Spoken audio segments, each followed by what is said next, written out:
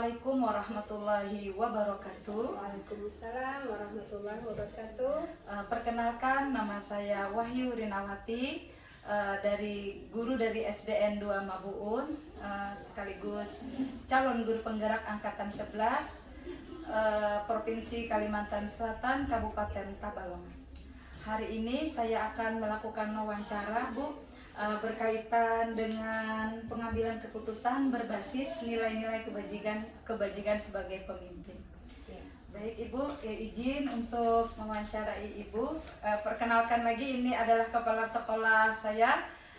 Beliau sebagai pemimpin di sekolah ini di SDN 2 Mabuun. Baik, izin Ibu. Assalamualaikum Ibu. Waalaikumsalam. Apa kabarnya Ibu Nina? Sehat, Alhamdulillah, sehat ya. Doain juga ya. Amin.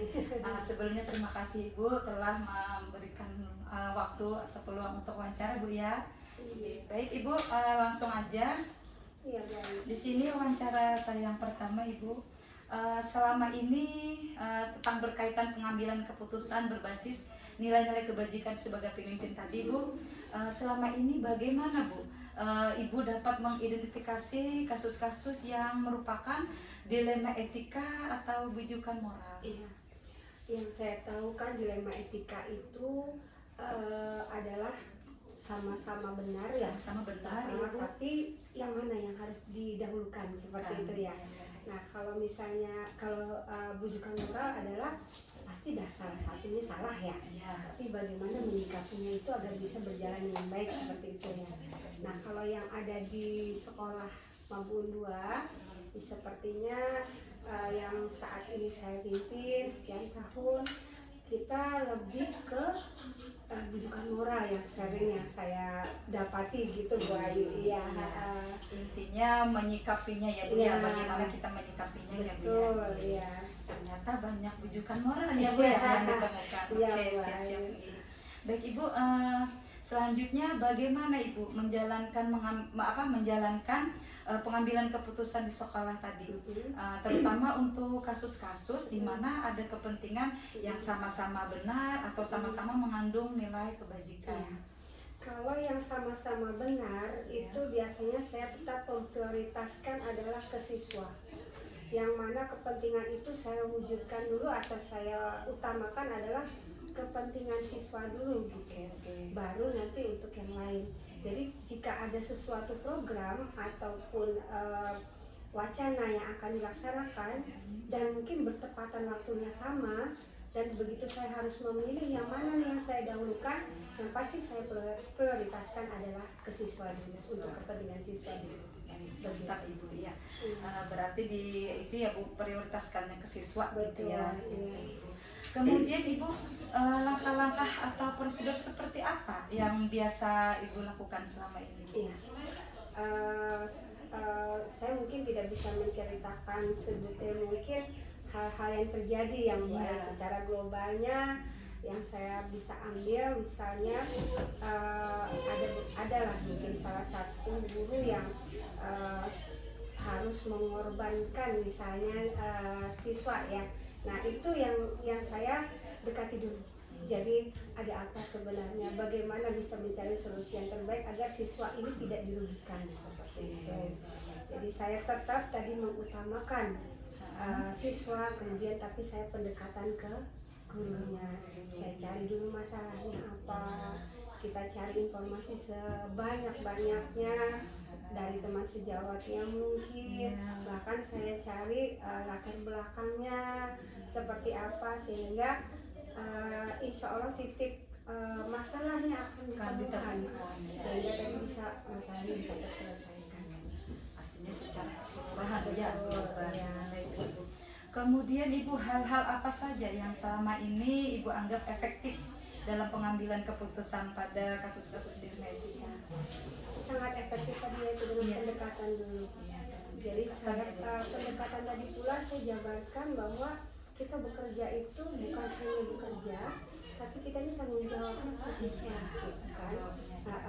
Yang pastinya rezeki itu sudah diatur sedemikian rupa sama Allah, tapi bagaimana agar rezeki itu jadi berkah seperti Masya itu. Allah. Jadi kalau kita bicara secara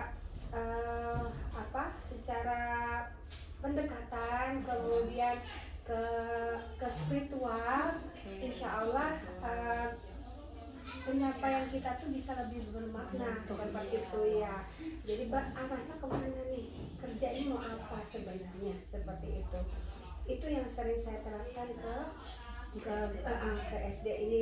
Itu tidak hanya ke guru, ke siswa juga. Jadi saya rasa itu yang sangat efektif untuk pendekatannya. Oke, Masya Allah, bagus sekali Bu ya. Apalagi di dalamnya itu dimasukkan spiritual itu ya Bu ya, Masya Allah.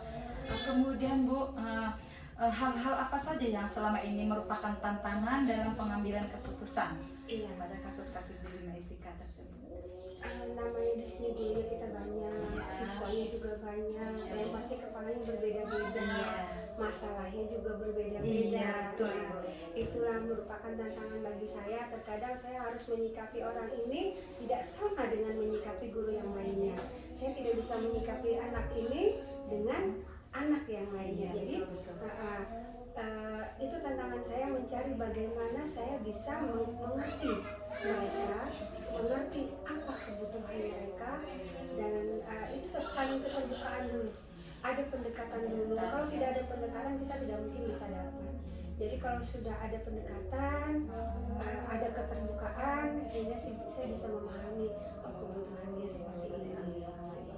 Beda-beda Bu ya, kebutuhan masing-masing setiap orang itu kan beda-beda ya. Iya, berat betul ya Bu ya. Ternyata mudah-mudahan Ibu bisa ya Bu ya. Oke. Kemudian Ibu, ada yang ingin saya tanyakan lagi, apakah Ibu memiliki sebuah jadwal tertentu dalam sebuah penyelesaian kasus di Bima Etika tadi? Apakah mungkin Ibu langsung menyelesaikan di tempat atau memiliki sebuah jadwal untuk menyelesaikannya Bu? Kalau di sekolah ini yang saya jalani, terjadwal ada, kondisional juga ada. Terjadwal itu saya setiap bulannya kan selalu ada rapat di awal bulan dan di akhir bulan biasanya kalau tidak diambil. Jadi di situ saya secara global menyeluruh, saya tanyakan, kita adakan refleksi biasanya. Bagaimana hal siswa, bagaimana hal dengan dirinya sendiri. Nah kemudian pada saat itu pula saya juga memberikan kesempatan kepada guru-guru saya untuk memberikan apa sekiranya yang ada jadi beban, kemudian apa yang ingin disampaikan, dan sebenarnya saya terbuka. Kita cari waktunya yang tepat, bisa mereka yang menentukan atau saya yang menentukan. Nah, sehingga ada jadwal tersendiri, dan itu yang kondisional tadi. Jadi tidak terjadwal tuh saya maunya hari ini, tuh saya yang besok boleh.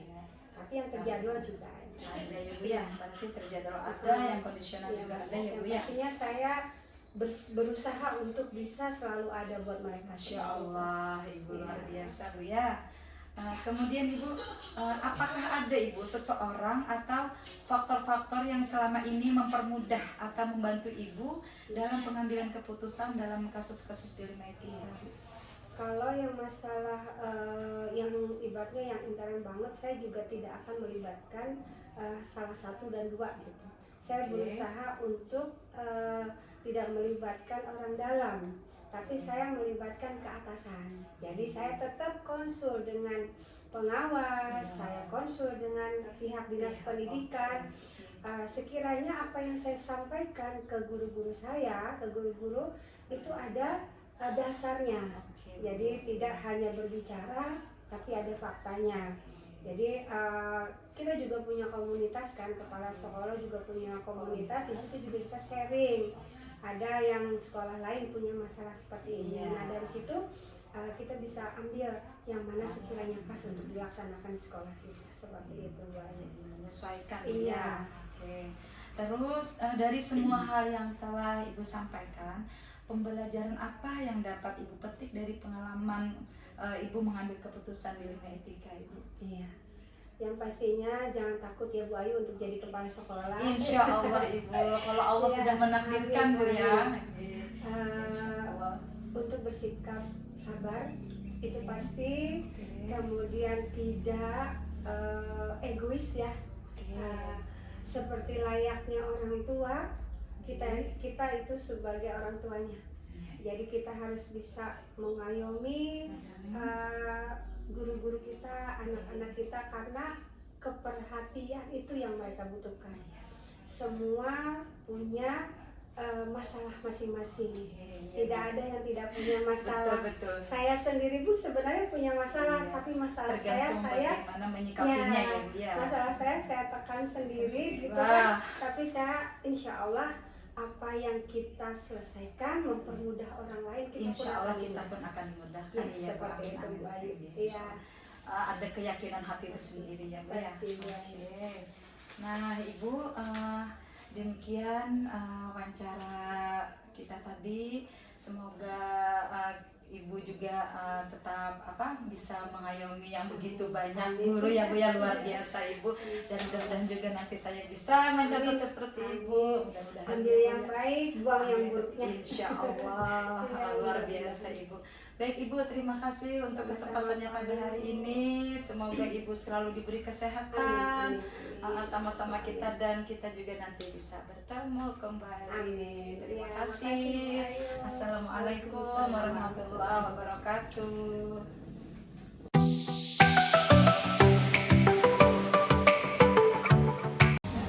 Assalamualaikum Ibu. Waalaikumsalam warahmatullahi wabarakatuh. Bagaimana kabarnya Ibu? Alhamdulillah baik Ibu. Alhamdulillah ya. Jadi Ibu izin hari ini saya mau wawancara berkaitan dengan tugas demonstrasi kontekstual Oke. pada CGT ya Bu ya. Izin Ibu langsung aja. Selama ini Ibu, bagaimana Ibu dapat mengidentifikasi kasus-kasus yang merupakan dilema etika atau bujukan moral? Baik, terima kasih Bu. Pertama-tama saya mengidentifikasi itu dulu, apakah kasus ini berupa dilema etika atau kasus tersebut bujukan moral. Jadi untuk kasus-kasus yang berupa dilema etika, saya akan mencari jalan sekira apa yang saya putuskan itu semuanya berpusat kepada murid dan tidak merugikan kepada siapapun. Kemudian untuk kasus bujukan moral, saya akan berusaha semaksimal mungkin agar tidak menyalahi tugas dan tanggung jawab saya sebagai kepala sekolah untuk pengambilan keputusan yang nantinya akan berdampak buruk terhadap kredibilitas saya sebagai kepala sekolah, seperti itu Bu. Masya Allah. Baik Ibu, kemudian bagaimana Bu Ibu menjalankan pengambilan keputusan di sekolah Ibu, terutama untuk kasus-kasus di mana ada dua kepentingan yang sama-sama benar atau sama-sama mengandung nilai kebajikan? Baik, untuk kasus tersebut terlebih dahulu saya akan mengidentifikasi latar belakang terjadinya permasalahan tersebut, kasus tersebut. Kemudian saya melakukan pengujian terhadap pengambilan keputusan yang nantinya akan saya lakukan. Apakah nanti itu berdampak positif atau berdampak negatif? Jadi saya akan lebih mendahulukan keputusan yang nantinya itu tentunya berdampak positif ya, seperti itu ya Bu ya. Jadi kemungkinan keputusan yang nantinya akan berakibat tidak baik itu saya akan berusaha semaksimal mungkin itu akan saya hindari. Tentunya saya juga akan berkolaborasi dengan para dewan guru untuk mengambil keputusan tersebut, juga dengan kepala pengawas sekolah mungkin seperti itu. Artinya selalu berkolaborasi Bu ya, dilihat dari latar belakang. Kemudian Ibu, langkah-langkah atau prosedur seperti apa yang biasa Ibu lakukan selama ini? Biasanya ketika menemukan kasus seperti itu, saya akan sedikit banyaknya dulu akan bertanya ke beberapa guru yang saya pikir memahami permasalahan, atau kemudian belajar dari pengalaman-pengalaman kepala sekolah sebelumnya, kemudian belajar dari kasus-kasus yang pernah terjadi yang serupa, bagaimana keputusan itu pernah diambil, kemudian saya sesuaikan dengan kondisi yang ada di sekolah saya, apakah keputusan terbaik yang harus saya lakukan. Oke. Artinya juga Ibu di sini selalu mencari informasi ya Bu ya, supaya tidak salah. Siap. Baik Ibu. Kemudian hal-hal apa saja Ibu yang selama ini yang Ibu anggap efektif ya dalam pengambilan keputusan pada kasus-kasus dilema etika ini? saya anggap efektif itu tentunya saya yang pertama tadi saya katakan di awal, kolaborasi dengan seluruh stakeholder, baik itu dengan dewan guru, dengan pengawas. Jadi saya tidak akan untuk kasus-kasus tertentu yang saya rasa saya perlu berkolaborasi, saya akan melakukan itu. Tapi kalau untuk kasus-kasus tertentu yang bisa saya selesaikan sendiri, tentunya saya berdasarkan dari beberapa pengalaman, kemudian dari kasus-kasus yang serupa yang sudah pernah saya pecahkan, putuskan, saya akan melakukan itu sendirian. Tapi ketika saya merasa ini akan berdampak kepada orang banyak dan artinya saya tidak akan memutuskan itu sendirian supaya saya tidak salah dalam pengambilan keputusan. Tapi selain mengidentifikasi kasus tersebut, meminta bantuan, masukan, saran mengenai latar belakang kasus ini, kemudian hipotesa duga untuk misalnya saya akan mengambil keputusan seperti ini bagaimana, jangka panjangnya akan seperti apa. Iya, seperti itu. Masya Allah, luar biasa Bu ya. Kemudian ini Bu, hal-hal apa saja yang selama ini merupakan tantangan, yang merupakan tantangan dalam pengambilan keputusan? Kalau tantangan biasanya banyak ya Bu ya. Ketika saya harus memutuskan, di satu sisi saya sebagai kepala sekolah wajib adil, tapi kadang ada keputusan yang ternyata itu berdampak mungkin dirasa salah satu pihak tidak adil, bagi pihak yang lain dirasa adil, sehingga saya nanti akan dicap tidak ini pilih kasih dan sebagainya. Jadi saya akan berusaha memutuskan agar salah satu pihak saling merasa nyaman dengan keputusan yang sudah saya lakukan. Artinya tidak ada yang merasa dirugikan, tidak ada yang merasa tidak adil, artinya semuanya merasa sepakat dengan keputusan tersebut. Kemudian kita sama-sama menyelesaikan melakukan hasil keputusan tersebut bersama-sama seperti itu. Iya, ya Bu ya. Terus nih Bu, apakah ada Bu, Ibu memiliki sebuah jadwal tertentu dalam sebuah penyelesaian kasus dilema ini? Apakah Ibu langsung menyelesaikannya di tempat? Kemudian apakah Ibu memiliki jadwal untuk menyelesaikannya? Kemudian bentuk atau prosedur seperti apa yang Ibu jalankan? Kalau penyelesaian di tempat saat itu juga atau dijadwalkan itu tergantung permasalahan, tergantung kasus yang terjadi. Misalkan kasus ada anak guru misalkan yang melakukan kesalahan atau berkelahi dengan rekan-rekannya di sekolah, temannya di sekolah, itu saya tidak mungkin menunda. Artinya kan harus segera secepatnya diselesaikan. Kemudian tentunya dengan orang tuanya, kemudian kedua orang tua itu kita panggil. Tapi untuk kasus-kasus tertentu yang mungkin bisa kita selesaikan nanti, saya akan melihat progres kasus tersebut akan seperti apa. Kalau ternyata itu kasus itu tidak terjadi lagi, saya mungkin akan mengajak para dewan guru untuk bikin kesepakatan kelas, bagaimana agar kasus itu tidak timbul lagi di kalangan siswa seperti itu. Jadi mungkin kita jadwalkan dalam rapat bulanan atau rapat setiap mingguan seperti itu. Dikondisionalkan aja ya Bu ya, secara menyeluruh gitu ya. Baik Ibu, kemudian adakah seseorang atau faktor-faktor apa yang selama ini yang mempermudah atau membantu Ibu dalam mengambil keputusan dalam kasus-kasus di dunia etika? Tentunya bantuan dari dewan guru ya, karena mereka yang lebih memahami karakteristik siswa yang menjadi yang mereka ampuh seperti itu. Jadi kadang kalau permasalahan itu dari siswa, jadi saya akan bertanya kepada guru siswa yang menangani siswa tersebut. Tapi kalau itu berkaitan dengan guru, saya akan bertanya dengan rekan guru. Jadi akan bertanya bagaimana karakter guru tersebut. Kemudian dari apa yang saya ketahui, kemudian keputusan saya akan mintakan kepada pengawas sekolah, akan berdiskusi bagaimana keputusan yang bisa saya ambil agar tidak membuat saya merasa menyesal di kemudian hari, dan saya ingin agar keputusan yang sudah saya lakukan itu berdampak positif untuk semuanya, untuk guru tersebut, untuk siswa, dan untuk sekolah itu sendiri. Artinya Ibu tidak secara langsung tapi ke atasan dulu ya. Kemudian dari semua hal yang telah disampaikan, pembelajaran apa yang dapat Ibu petik dari pengalaman untuk mengambil keputusan di dunia etika? Pelajaran yang saya petik artinya jangan kita mengambil keputusan dalam kondisi marah. Artinya kemudian kita ketika mengambil keputusan kita jangan langsung serta-merta berpendapat karena anggapan kita pribadi. Kita menjustifikasi ini seperti ini. Padahal itu hanya kita tidak tahu karakter sebenarnya orang itu seperti apa, permasalahan yang terjadi seperti apa. Artinya pentingnya kita kolaborasi, kita bertanya dari dua belah pihak. Dari sisi ini kita Jadi itu nanti kita satukan, kemudian kita ambil keputusan yang terbaik yang tidak merugikan satu sama lain. Oke, Masya Allah. Terima kasih Ibu, luar biasa ya jawabannya. Tentunya tidak luput dari perhatian ya Bu. Semoga bermanfaat. Ibu juga semoga apa yang dilakukan Ibu selama ini bermanfaat bagi kita semua Bu ya.